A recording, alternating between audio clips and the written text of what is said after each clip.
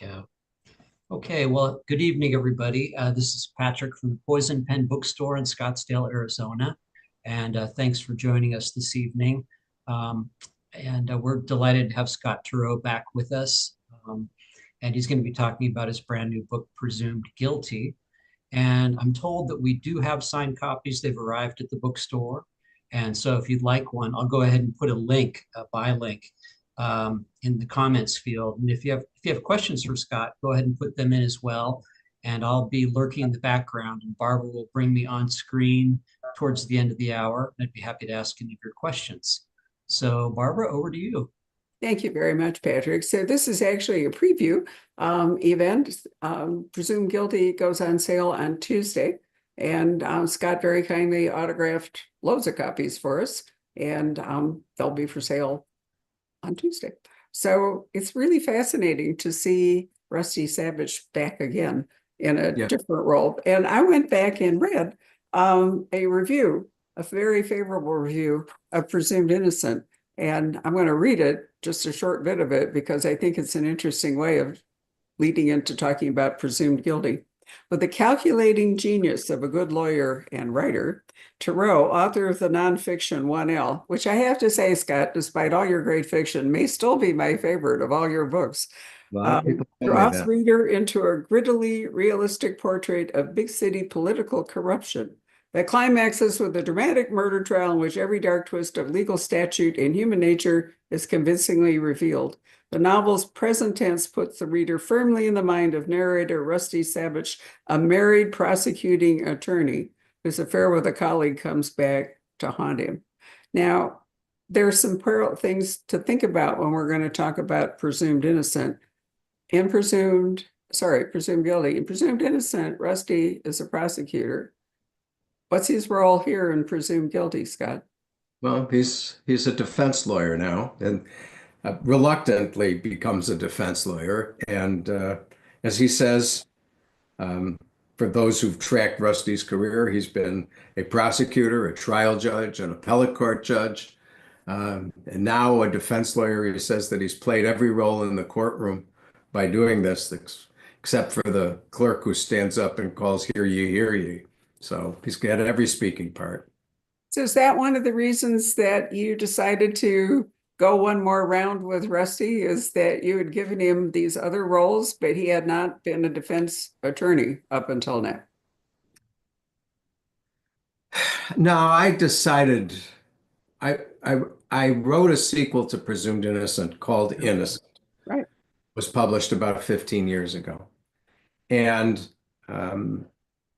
I left Rusty at the end of it in such a shattered state. He had just been released from prison.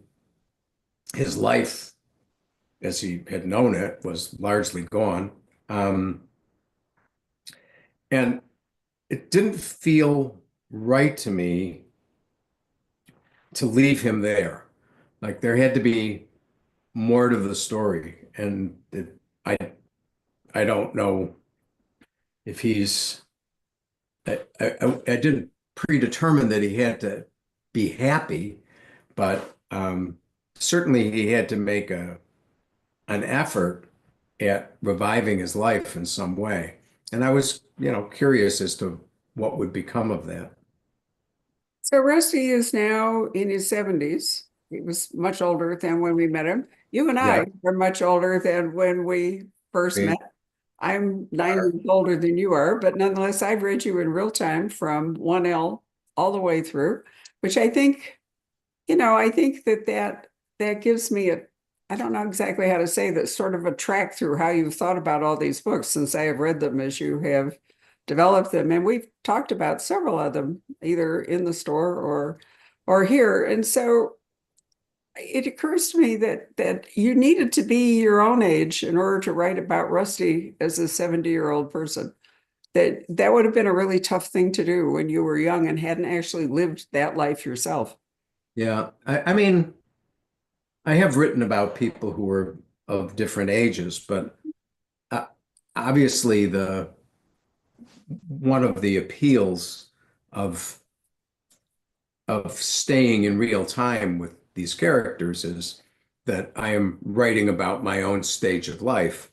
And that's certainly true, in Rusty's case and his effort to, live in a more contented way than he did as a younger person. Well, you've been through marriage and divorce and remarriage. I Rusty, I certainly have. Rusty has had, a catastrophic ending to a marriage. Yes. And here he is. One of the things I think that, at least true for me, I can't speak for you, is that I've given up thinking that I can correct the things that I wish I had not done or mistakes I made when I was young. You recognize when you're old that, basically you can't do that. I think when you're young, you somehow, or as you're aging, maybe you think you can still fix some things. But I think Yeah. you have to just accept what happened to you and your life when you get to be, in my case, in my 80s.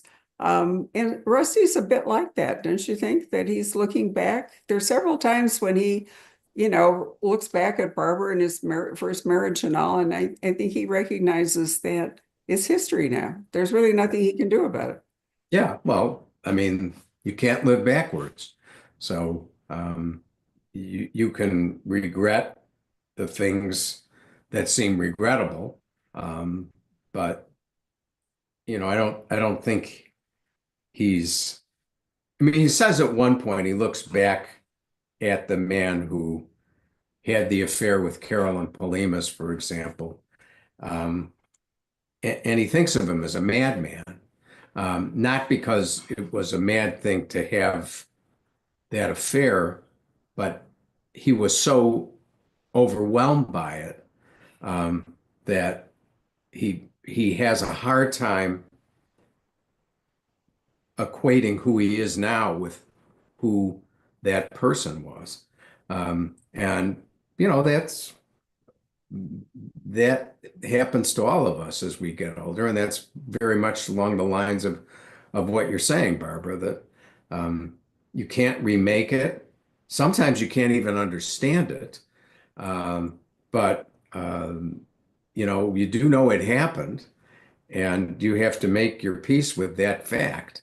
You can't pretend it didn't occur. So, and that's sort of his frame of mind. I mean, Rusty is at the end of Innocent, the prior book. He was headed north to the family cabin on a quiet lake in this fictional region that's been described in my books periodically, starting with Presumed Innocent. It's referred to as the Skagen region. And that's where Rusty is headed at the end of Presumed Innocent. And he he's happy to leave Kendall County, which is, my proxy for Chicago. He's happy to leave it behind. And it's not clear how long he's going to be gone. But he does know that he's got to, spiritually speaking, flee. And so he's headed out of town literally at the end of the novel. So as you were asking before, I always had him in my mind in this rural area north of Kendall County. And I was curious about, what kind of life he was living now.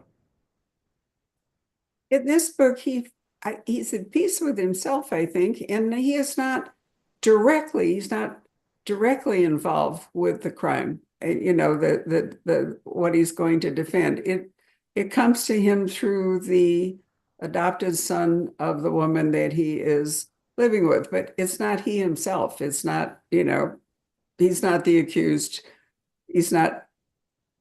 I mean, I think being a defense lawyer, it would be good to have that distance where, you weren't directly involved. And you said that in an interview, which I read, that the inspiration for Presumed Guilty is one I carried with me for a long time, although it's hardly unique to me. The resonance of a situation in which someone you love and trust is accused of a serious crime, and that Rusty would have a role in this kind of drama eventually, has come to you of more recent vintage. Right. And Right. so I think that's what is so different about Presumed Innocent or Innocent is that Rusty, is not, it is something in which he isn't personally involved, even though he has a relationship with the boy's mother. Yeah. No, the crime, clearly he's not going to be convicted or found not guilty. Right. Problem for Rusty is that um, B, his intended, is so, of course, involved with her son's life that, Rusty is both scared to death when she asks him to represent Aaron, and also deeply aware that once he takes on this role, it's it's possible if things go the way he suspects they're going to, namely that this boy who is the center of her life is convicted, that their relationship will never really recover. Right. And his son taught one of the collateral arguments for Rusty defending Aaron, his stepson to be, is that given a choice between saying no to B, the mom, and um, and having her then blame him if Aaron is convicted, or at least doing everything he can to save this young man's life, he assumes the better chance for the relationship to survive is the second scenario where he's done everything he could. Not that he thinks this is an especially good idea, and but it's clearly what she wants. And when he asks her why she's so set on him doing it, she says, because you know what it's like to be accused of a murder you didn't commit. The mother, of course, is assuming and taking for granted that her baby could not have committed this murder that he's accused of. Rusty, of course, having existed in the criminal justice system for most of his adult life, is a little more skeptical.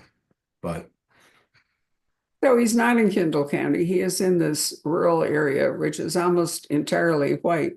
Why did you decide? And I think it's a really gutsy thing for you to have done. Why did you decide to make the boy black? you know, I had sort of outlined the book for my editor, Ben Severe, and I was getting into the writing, and I called up Ben.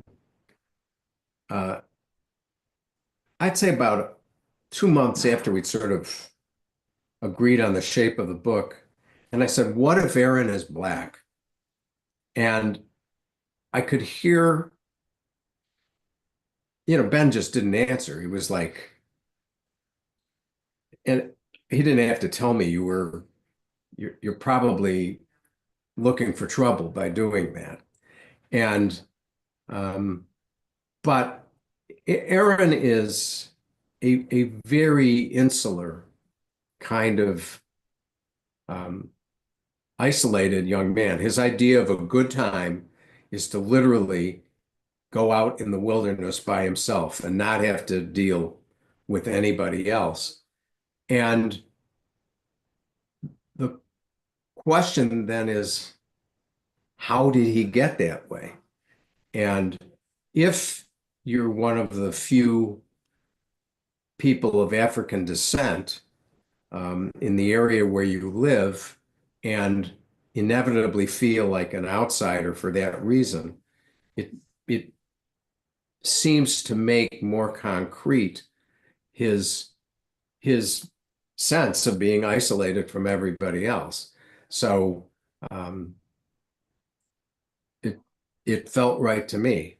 And, you know, in it's not quite as dangerous an undertaking as it might sound because, you know, the whole book is from Rusty's point of view. He never deigns to I don't deign to write from Aaron's point of view. I don't try to, you know, speak directly from the perspective of a young African American man. So, you know, and Rusty's outside of this and watching it. They do have particularly at toward the end of Presumed Guilty, they have some pretty frank discussions about race, because it figures prominently in some of the events of the trial and the decisions that Aaron makes. But it, you know, again, I'm not presuming to, although I will add one more thing about that, which is I know it's risky for any author to write about a social group that she or he is not part of, but I do not accept the idea that it shouldn't be done.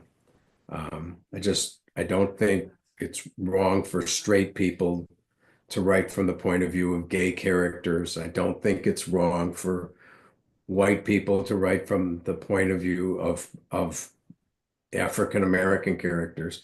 The risk that you're taking is that it will be regarded as inaccurate, and unbelievable. And that's what I think are the high stakes when when authors sort of cross those boundaries. But I do not accept the idea that anybody's experience is out of bounds for an author.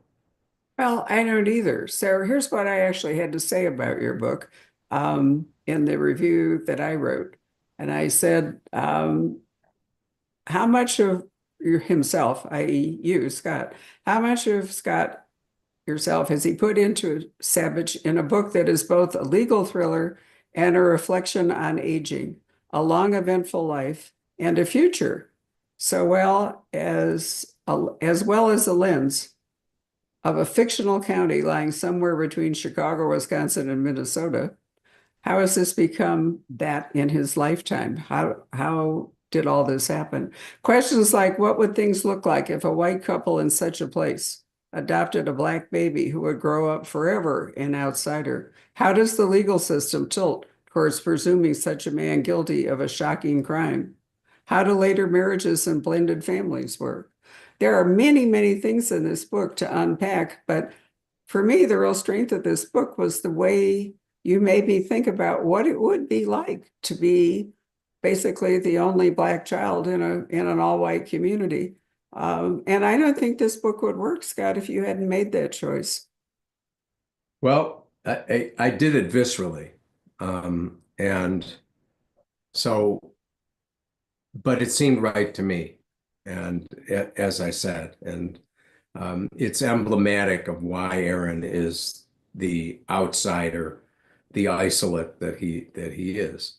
And But I think you also write about how, a swath of Midwestern America has changed in our life. And I was thinking about something I read in the Times this morning that talked about, it was talking about economists and how is it that the free market basically decimated manufacturing in the Midwest by allowing, manufacturing to move out to Mexico or to Asia. I mean, when I was a child, we used to drive over to Michigan City, and to do that, we had to go around Lake Michigan, around Chicago, and then go to Gary, Indiana, where the steel mills were just roaring away, and the Midwest really was a, manufacturing belt, which has to a great degree become a rust belt and has a lot to do with our present political situation. for sure. And I thought that, again, in this book, by taking Rusty out of Kendall County, i.e. Chicago, and sending him up to a more rural area, and I won't comment on his whatever whether they decide to stay there or not at the end. That you also are writing about how that's changed in Rusty's lifetime, in your lifetime, and in my lifetime. It, for sure. And I also, one of the things that the novel is frank about is the degree of hostility that rural people generally feel towards city folk Yeah. who they think, with good reason, look down on them and don't understand the terms of their lives. And there is a genuine gap there in experience and in assumed importance that the novel plays off of also, because one of many reasons that Rusty ends up accepting this assignment is he's been up in Skagit County for 15 years, and his son says to him, he said, "No, you're totally country now. You know, you wouldn't come across as one of these city lawyers. You got the beard and the hair, meaning, longer hair than he did in his days as a judge, and a pretty full beard, um, and that's the local look." So he is integrated or more integrated into that community and into that way of life. And he understands and appreciates a lot of the people around him, even though, they have political disagreements, and which he is usually smart enough not to get into, but every now and then he can't contain himself. But he drinks with the guys at the VFW, and he's over time he's been accepted as a presence, and so he understands what's assumed in this community, and that makes him better able than somebody who was, imported from Kendall County to defend this case. So let's talk for a moment. I really think of this book as a great American novel. I mean, I know it's, you're thought of as a legal thriller writer, but I think this book is much broader than that. I don't think one can categorize it. One of the things I found interesting was the way you write about drugs in this rural county. I mean, Aaron is a kid who's taken drugs. The girl that is killed is clearly, and you don't write about drugs militantly. You're not writing about drugs with some kind of, war on drugs agenda. You seem, if not tolerant, at least accepting the idea that, these kids and these people, a lot of them are going to be consuming drugs. Well, a lot of the opioid crisis unfolded in smaller towns in the Middle West. Mhm. And and it is a reality of the life in many small towns. And there is a sense that somehow the center of that life has been eroded, just like the manufacturing that takes place in a city that I call Quigon, and that's about 30 miles away from Rusty, where um, a automobile assembly line once existed and was closed, and the place is now a kind of rusted hulk. And there is a way that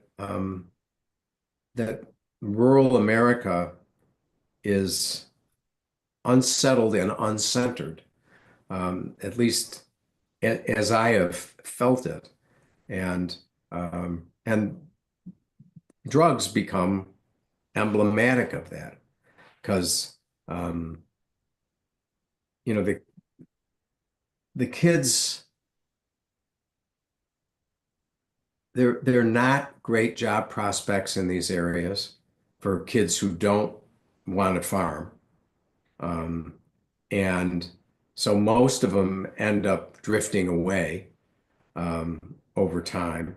And a lot of the conversations Rusty says he has with his old friend Manzi is about, who's leaving and who left. Um, and uh, as I said, there is a kind of sadness um, that this life is being eroded. Not just true in the Midwest. There is a very good series by an author whose name at my age I can't remember, set in West Virginia. And the toll that it's taken there. And in real life, we see it in Appalachia. Kentucky has been ravaged by Right. opioids and so forth. So, it is. What's interesting to me is that Rusty understands all that because he's not actually from there. He's a big city guy that has been living there. But the fact that he understands and seems to accept that. I mean, he's not on Aaron about his drug taking. The young woman who's killed is clearly, ingested over time lots of drugs, and you know, people blame her, and some of the people there blame her for who she is and the trouble that she makes and how much difficulty she's caused for her family. But Rusty doesn't adopt that attitude. He's very, I don't know quite what the word is I want. Except Well, I don't want to I say mean, accepting, that's not right, but I think I think in terms of Aaron, um, Aaron has been convicted of drug possession, of possession with intent to distribute. He's been arrested with a large quantity of cocaine and ecstasy, and he's gotten sober. And Rusty gives him credit for that. He takes that seriously, and he he although he's also based on his experience as a prosecutor and a judge, kind of naturally suspicious of any addict. Um, he does give Aaron credit for the strides that he seems to be making, and putting his life on a different footing. And he's also a very good artist and is struggling towards something in himself that's being expressed in his efforts to make art. But, in regard to May, I mean, the young woman who's killed, I mean, she's a nightmare for everybody around her. She's a Right. drug addict, she's all sorts of things.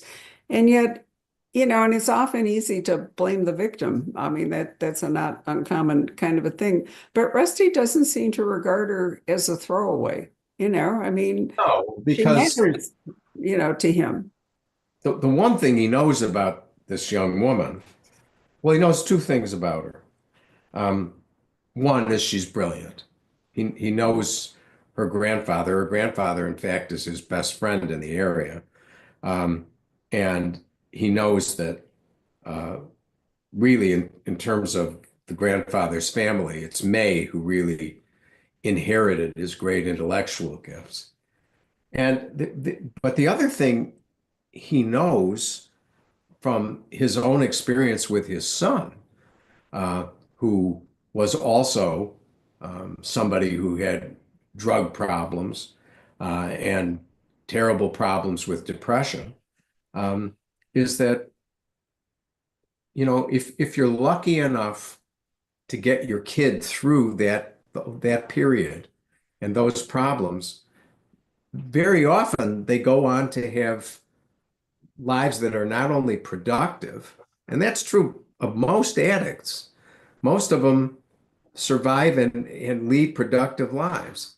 And so he knows that about May, crazy as she is. And she's still really immature ways that she acts out against her parents. But he knows that somebody with those kinds of natural gifts, um, if she just manages to gain both perspective and self-control, may actually lead a life that most significantly will be satisfying to her. And he, and as I said, he constantly refers with regard to Aaron to his own son, Nat. And, Nat is now a law professor and, the father of two girls who are the, light of Rusty's life, his two granddaughters. And, but he's seen young people survive and redeem themselves in their own eyes. Uh, and so I think that's why he's less judgmental about May, because he knows people are unhappy. That's pretty common, and particularly in adolescence. And so he doesn't think that May's erratic behavior is necessarily going to be the last word about May. It is, of course, unfortunately, because she's murdered. But he does not regard Aaron as nuts for the passion that he holds for her. It's interesting, if there's a rape trial, a defense attorney very often would try to, smear the victim and make it all her fault.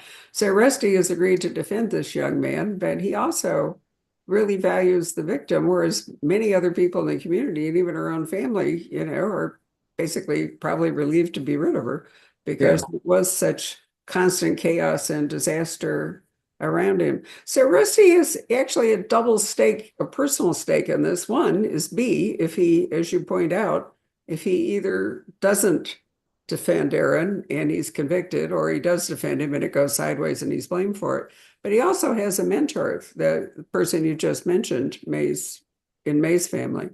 And that's a relationship that he has valued, and it is going to be frayed, if not destroyed, by what's going to happen. So while he himself isn't in jeopardy, he does have two relationships that matter to him that are involved in this. Yeah, I mean, you can look at this and say, I mean, B foremost, but also his friend Manzi, May's grandfather, have been sort of at the core of Rusty's recovery in Skagen County. And, Manzi is his best friend. He's helped Rusty build a career as a mediator and arbitrator, as many former judges become. And they're intellectual peers. They met when they were both on the bench. And Manzi's very important to Rusty, because among many other things, when, these various horrible accusations have been leveled against Rusty earlier in his life, Manzi just dismisses them and says, it's not possible. I know this guy. It's not true.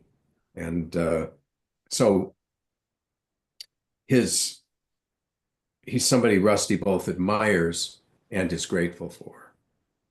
And unfortunately, May's family is going to come under a microscope, and, bad things can happen. So you also chose to have Rusty and B not be married. I mean, they're negotiating a relationship. Right. She's quite a lot younger than Rusty. And so, there's no assurance, as you indicated, that it won't break up their relationship, however this trial happens to go. Did you know from the beginning how that would come out? I mean, I don't want to talk about it, but did you decide at the outset of this book how it was going to resolve, or did you work your way towards it as you wrote it? I probably worked my way toward it certain elements, though, were givens because of the way I had this set up in my own mind. I mean, B had to be significantly younger than Rusty in order to have a son of Aaron's age. So that was a part of it. And whether they were going to make it as a couple, that relationship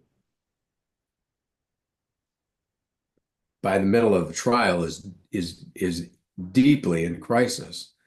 And one of the things that Rusty thinks to himself, and is he's trying to keep his eye on defending her son, but he's also just vexed and unhappy about the peril that the relationship is in. And his reaction is, I'm too old to start again. He's 77 years old. He's fallen in love with this woman. He wants to marry her. She's the one who's reluctant. And he's, that he just doesn't feel that he can make that effort to reassemble his life again at the age of 77. And so he sees sort of his ship sailing, the ship of happiness, or at least some kind of contentedness, that, he and this younger woman have managed to live together in a way that's really deeply pleasing to both of them. It's true. And you also, aging isn't just a number, people age differently. And you can be 77 and old, and you could be 77 and, much more B's age. And Rusty's the kind of person who, because he has a busy brain, which I think is the key to, success. Well, at least it's working for me. Let me put it that way. I was going to say, Barbara, that you are Exhibit A. Busy brain. Aging. You should hear what they say to me about me at the Mayo Clinic. I mean, I'm sort of their poster child. Yeah. I bet. I mean, and people say to me, Scott, why aren't you retiring? And I want to say to them, this is the best path for aging that I could possibly contrive. I get to talk about ideas and stay active and spend time with people like you and all. And, it is absolutely the best way forward. And I felt so much about that being true for Rusty. And, I'm not a fan of dividing books into genre. I mean, I think unfortunately internet bookselling has required putting tags on books that says, this book is a cozy or this book, whatever. I don't believe in that. We don't shelve books at the bookstore that way. We have like a file called fiction. And I know a lot of people are going to think, oh, it's Scott Turow. So, Presumed Guilty is another legal thriller. But, this isn't really, it's much more a novel. It's, I really thought about, sort of echoes of Russian novels in this, but I really do think of this as a major American novel. And I hope that even if people have never read you and have no idea who Rusty is or never read Presumed Innocent or Innocent, I hope they will come to read it because I think it says so much about America right now. And we're so divided and we can't quite figure out how some things happened. Well, certainly can't think about how some things happen. I think you give an explanation here we are resolutely non-political. I have gotten us through, since 2015, I have gotten us through by adopting a completely non-political, not agenda or written stance for the bookstore, which all my staff have bought into. But I do think it's hard to figure out how did we get to where we are at the moment, whatever side of the divide you're on. And I think everybody recognizes that, we're in conflict with each other. So that's not. I think you address in this book, I think you address many of the reasons for it, some of which we have just talked about. So, I mean, I remember, I told you this before, I remember Presumed Innocent.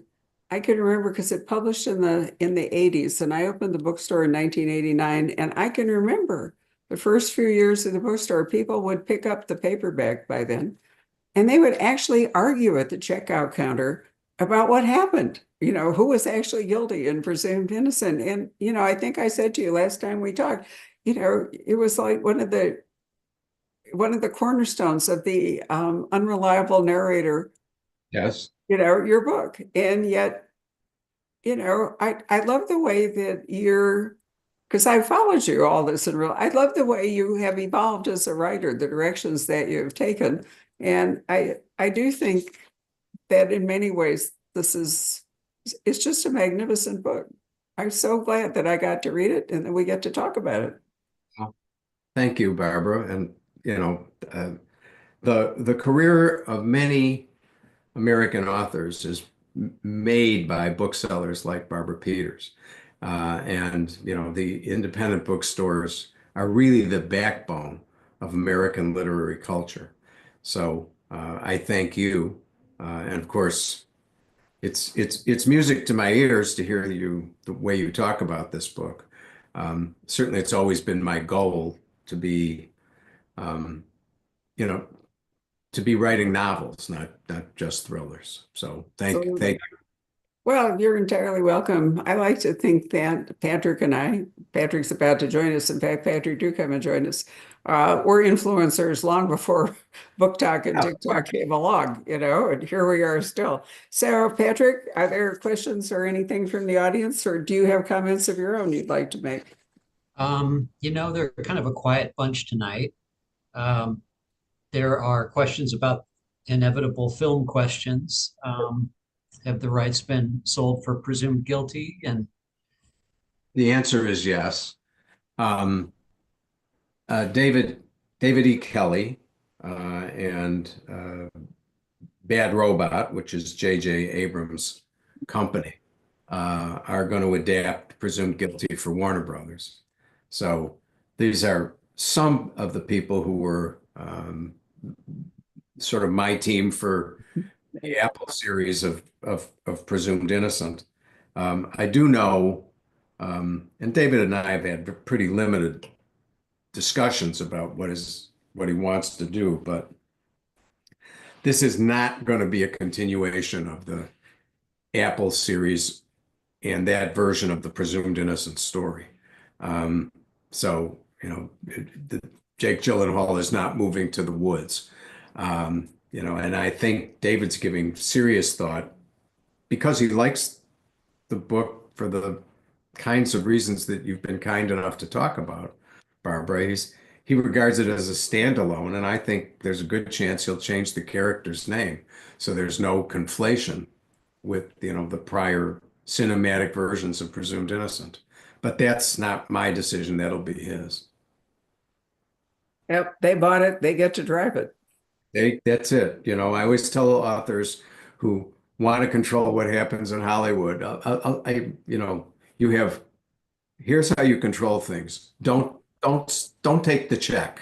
But once you take the check, you have to grant those people their right, frankly, among other things, to make their money back. So, and I also,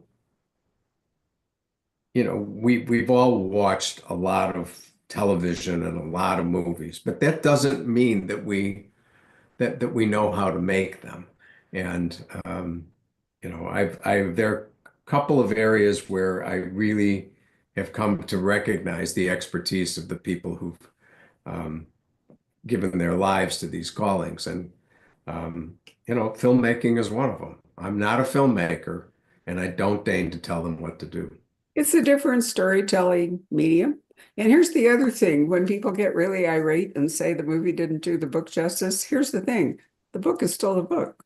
Yeah, the book did not. I always tell people, whatever you think of the series or whatever you thought of the movie with Harrison Ford, it didn't change one word of the novel. Exactly.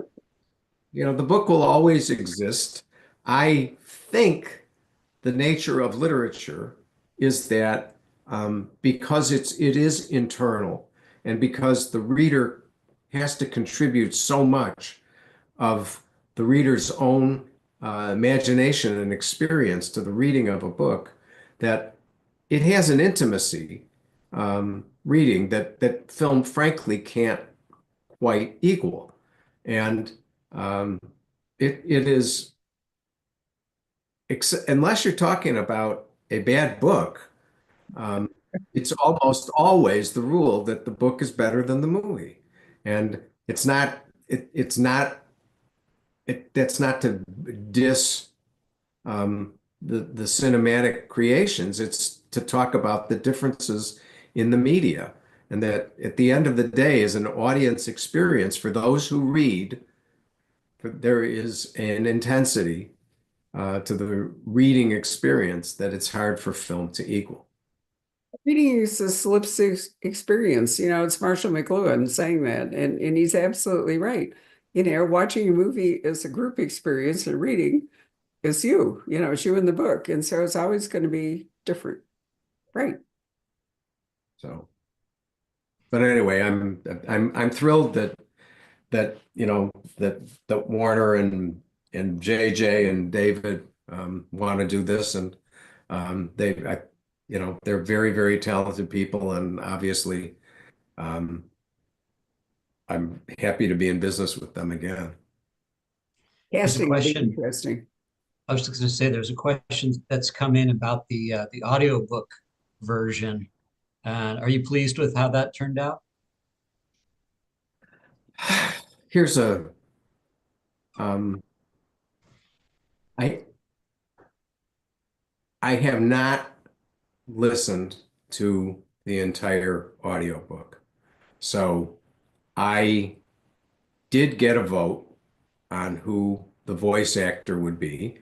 And I think I like my choice, but I will depend on readers to tell me what they think of the audiobook, because um, I've not listened to the whole thing. So That's I become do. such a big part of the market these Oh, for days. sure. Yeah. Yeah. Which And reminds me, for those of you watching it, we do take the soundtrack of this discussion, and it's available it's not really a podcast, but that's what we call it. But if you go to our website, you can download this discussion and listen to it, or recommend other people listen to it. We're just under 300,000 downloads of the quote podcast for all the author events that we have done. And I think it's great that people not only get to watch what we do on Facebook and YouTube, but they can listen to it if they prefer it, kind of a bow to that audio market. yeah, I'm one of those cross-platform people who will own the book. Um, if I'm traveling, I'll buy the ebook version so I don't have to haul the book around. And when I'm in the car, I want to listen to it. Right. So, and it's become the way I read. It means and I don't distinguish between, you know, either the page or the screen or the voice. Anything else, Patrick? Yeah. There are a couple of questions about, who do you like to read? Do you read in your genre very much, or what are your tastes like? Um, I don't read. I mean, I love really good suspense fiction.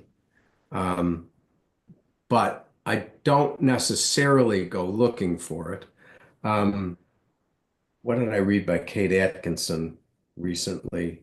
Yeah, she Uh, does have a new book with Jackson. I can't remember the title because we've already Jackson. said I can't remember names and titles anymore. I read the first of those books. I liked it a lot, but generally, um, I tend to read what's called literary fiction.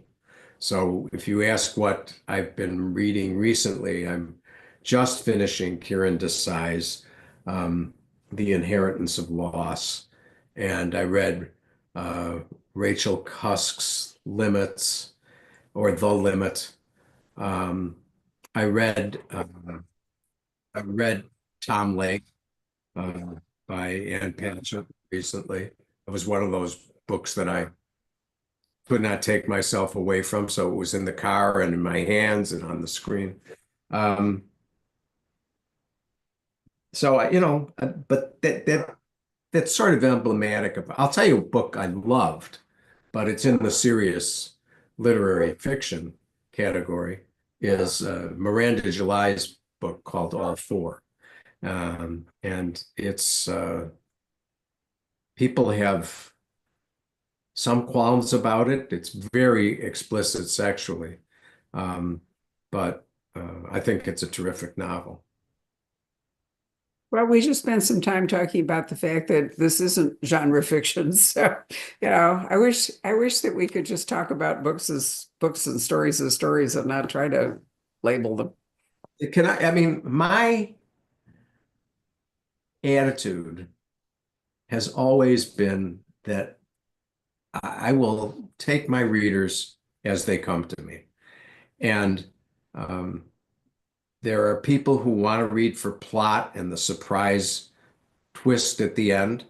And I'm happy to entertain them.